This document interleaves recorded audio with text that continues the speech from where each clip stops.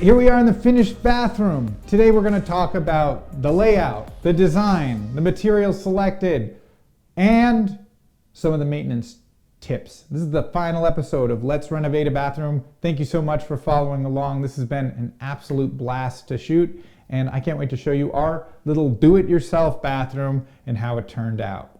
Let's Renovate a Bathroom, a Build Original series, brought to you by Schluter Systems. Hey everyone, Zack Dettmore here. In this wonderful bathroom remodel, a little over a decade ago, I switched over to using an all-in-one system for a couple reasons. One, because they offer a warranty with all-in-one systems like the Schluter products, but also because one person, either the tile installer or my crew, is taking full ownership of that shower system and making sure it gets installed correctly. The great thing about Schluter is they have a ton of information online or in person to train installers on how to install these things properly. They've been in the business for about 50 years, coming up with solutions for tile installers, such as their metal edge, which they're known for, but also the uncoupling membrane that we use on the floor and the heat cable that we use. But really what I think is a huge win for us as contractors is the all-in-one shower system, because that's the #1 issue I've seen for ripping out a perfectly good bathroom is because the shower pan is leaking. So by using the drain and using the wall board, we're able to sort of tie everything together. It's one monolithic piece. It's very easy to install and it's easy to water test, so the inspectors like it as well. Finally, the other thing I wanted to touch on is the quantity of drains and drain locations. If you're doing a remodel like we are and you have to work around the existing situation, Schluter offers a ton of different drain sizes and offsets, so it's really easy to make sure you get everything lined up exactly and it looks like an intentional design. So that's sort of why I've stuck with these products, and it's definitely limited my liability. Check out their products and go online to see their educational videos. So let's start out with the important things. The important thing when remodeling a bathroom is managing water. Water is the #1 reason things go wrong in houses, and we've got a couple different types of water happening here. We've got the plumbing in the wall, we've got the exposed plumbing underneath our sinks, and we've got water coming into this shower that's physically outside the wall. So how do we control that? Well, the first thing is putting high quality plumbing in the walls, using those plumbing fixtures made by Odie, using traps made by Odie, making sure all our flanges and wax seals and solvents are all really durable is going to keep that water intrusion from happening. That's the first thing. The next thing is making sure the water that is produced in the shower and the moisture that gets on the walls gets back into our plumbing drains. So we use the Schluter product line to make sure all of that was good, and that's all sitting on top of this nice and solid squeak-free floor. That was that Huber Advantech flooring, so everything's solid, not moving. We have no deflection, so we're really confident with this whole assembly. So that's how we got it. Remember, making a durable house, a timeless house, a intentional classic design is the best way to get longevity out of your investment. And let's be honest, if you are doing a bathroom renovation yourself, surely there are some functionality goals you want to meet, but also you do want to get the maximum return on your investment. And we've really tried to do that here with the materials we've selected. So let's get into the materials we've selected.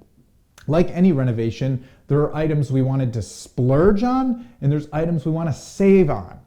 Obviously, plumbing in the wall, electric in the wall, insulation in the wall, those are items we do not want to cheap out on. That's why we used a plumber and an electrician to tackle those items for us. You may have decided to do that in part of the work yourself.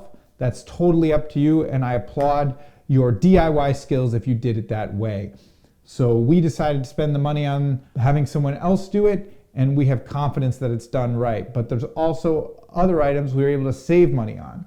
This tile around me, it looks pretty classic, but this is about 17 cents per tile, a very inexpensive tile, and we had a lot of it. If we wanted to save more money, we could have just done the tile in the shower and maybe just brought it down to the floor and just had drywall out here. So that would have been an easy way to cut costs. but we decided we wanted a lot of tile and we would rather have more cheap tile than less expensive tile, if that makes sense. So that's why we went with this inexpensive subway tile in here, and it has the double effect of sort of fooling the eye into thinking that this is a historic bathroom, even though it's brand spanking new. Another couple things we decided to save money on was an inexpensive, cheap stock vanity. Obviously, I'm a carpenter. I would love to make a custom walnut vanity that was beautiful for a bathroom like this, but we decided to go with a stock one just to show that you can integrate inexpensive off-the-shelf items into bathrooms like this and still pull off some sort of aesthetic.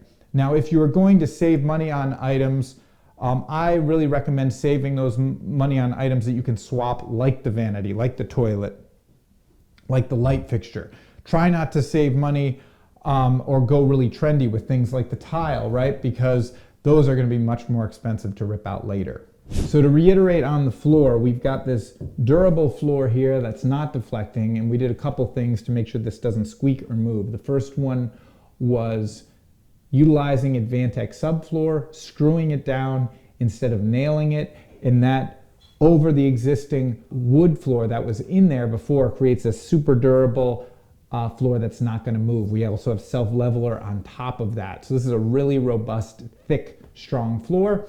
The only drawback to that is there is a bit of a step coming into this bathroom, but that is a cost we're willing to take for the flatness of this floor and the ease of installation. So in this bathroom, remember we have the monolithic Schluter Curdy membrane that's coming down the walls, folding in, everything's taped. So I have 100% confidence that this is going to remain nice and watertight, and we're not going to have any issues that you see with a lot of bathroom renovations of the subfloor and wall rotting out and having separation of the tile in the corners down the road.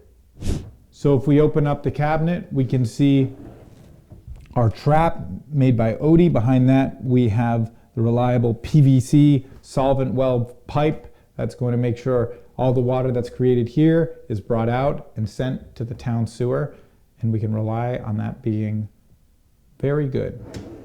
So wherever we have a painted surface, we used Big Stretch by Sashco, which is a sealant. We used it in the corners, we used some behind the trim, and then push that in so there's a seal between the tile and the trim, which even though this won't see a lot of water, if there's splashing happening here, that's going to keep water from getting up behind this and into the wall assembly. If water were to get on the top, it's going to run down into this sash here, and that would run outside. So using that sealant is going to allow us to have a nice dry wall system. We're not worried about any sort of leaks that can happen relating to this being a wet area with a window in it.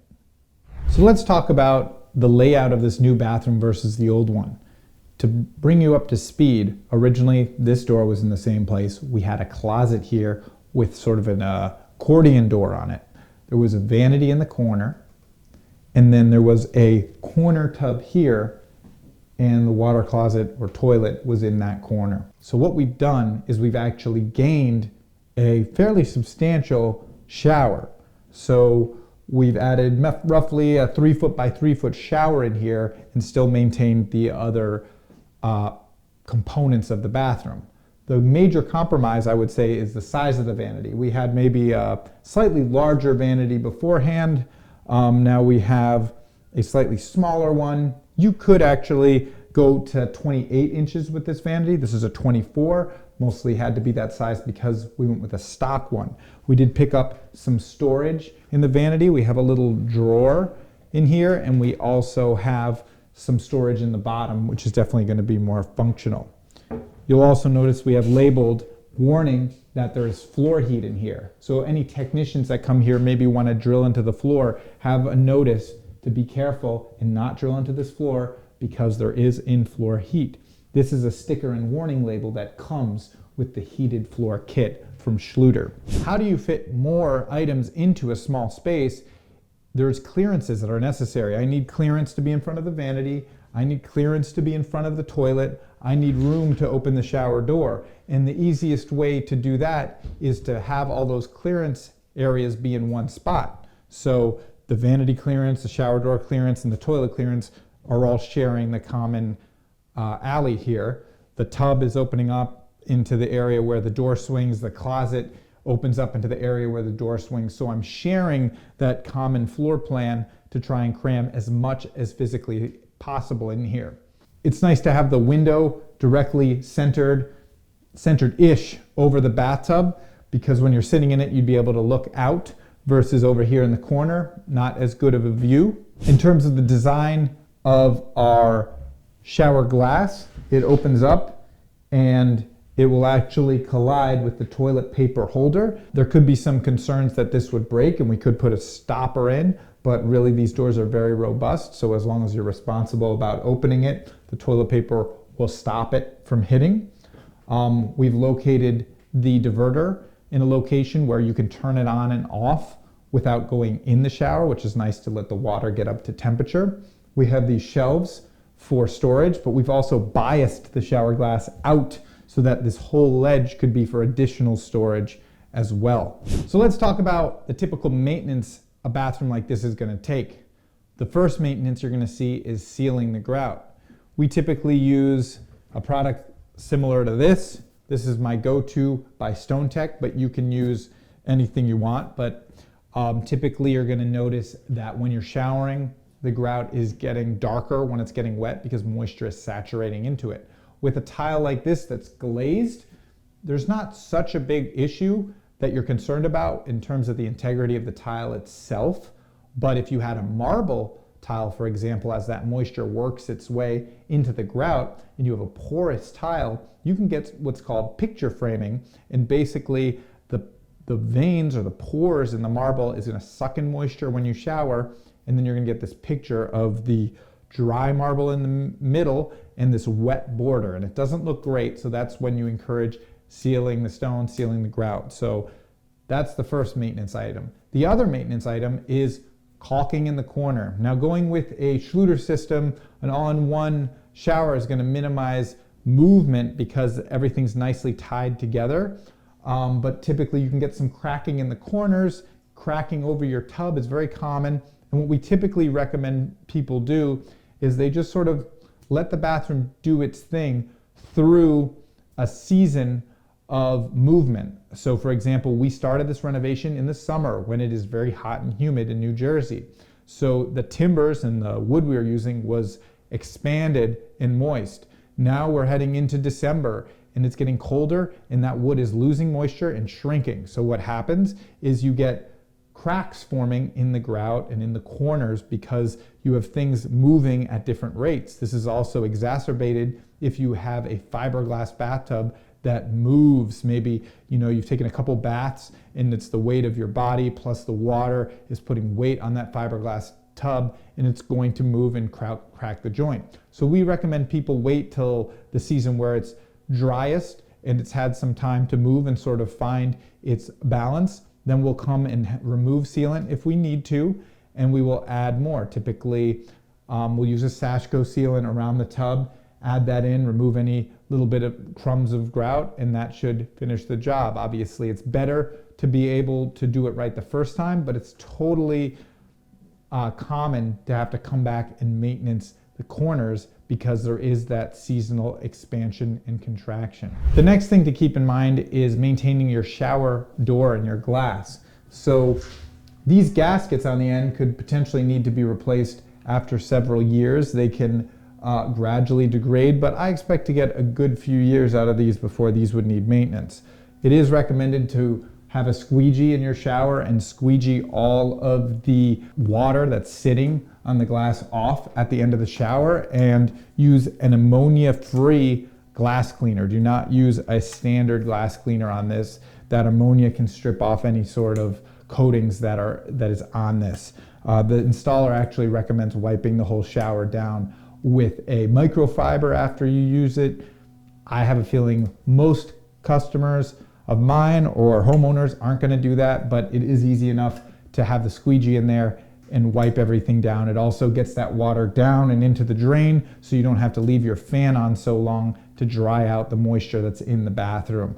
but definitely get yourself a good glass cleaner. In terms of cleaning the bathroom, I recommend using a very mild cleaning agent frequently and just keeping up with your bathroom rather than trying to let it get very dirty and then using very aggressive cleaners to clean it. Those types of products can dull out your finishes, and a lot of the newer products like your tub, your glass, your vanity, the metal finishes on your plumbing fixtures cannot be exposed to really harsh abrasive cleaning agents, and that can void the warranty. I've had a lot of toilets where it actually peels off the glazing on the inside if you use something very abrasive, like something that sort of has a little bit of aggregate in it. So be sure you're using the right cleaners and following the manufacturer specifications for cleaning and maintaining your bathroom. So we have the switches over here. We've got a dimmer for the overhead lights, for the sconces,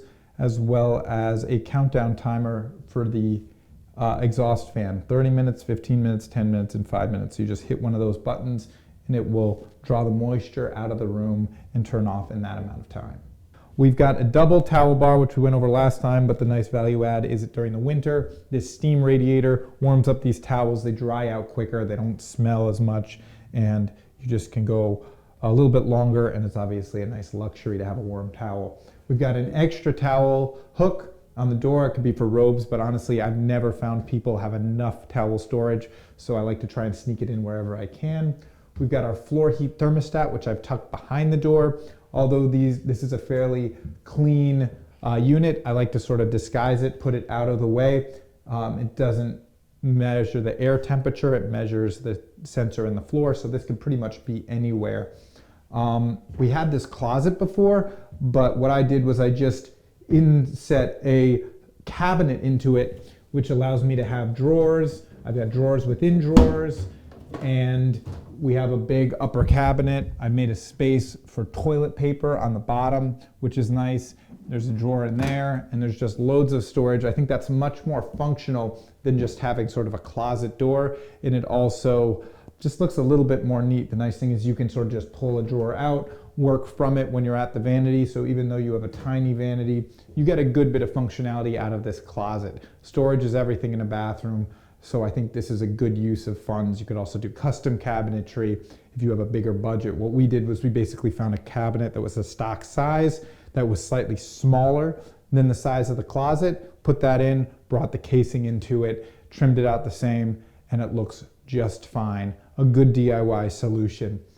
Coming over this way, we pretty much just see all the trim wrapping in. It's nice that the tile terminated into the top of the casing. It really came out well. So I'm pretty satisfied with this side of the bathroom. So that's a wrap on this bathroom renovation. It's ready for the homeowner to swing into and use every single day. Remember, a bathroom is a working space. It should be easy to clean, it should be durable, and it should manage water. This is not a space that's anything but utilitarian. So focus on what your needs are, your storage needs, and focus less on aesthetics. It's very nice to have a very functional bathroom, but if there's nowhere to put your towel, if there's nowhere to put your shampoo, it's going to not work for you. And the true value in a renovation comes from making your life easier. Tailor building a space to fit your needs and fit your stuff. So figure out what stuff you need, what habits you have in terms of your grooming, in terms of your routine, and tailor make the space to that so you can have more time doing the things you love and move quickly through your daily routine of brushing your teeth, showering, whatever it is. Thank you so much to our sponsors in the Build Show for letting me walk you through this DIY bathroom renovation. I had a tremendous amount of fun, and I think it turned out great. It was fun to get in here with minimal tools and sort of be in that homeowner seat and tackle a project and just get it done on camera. And I had great fun. I hope you learned something. See you next time on The Build Show.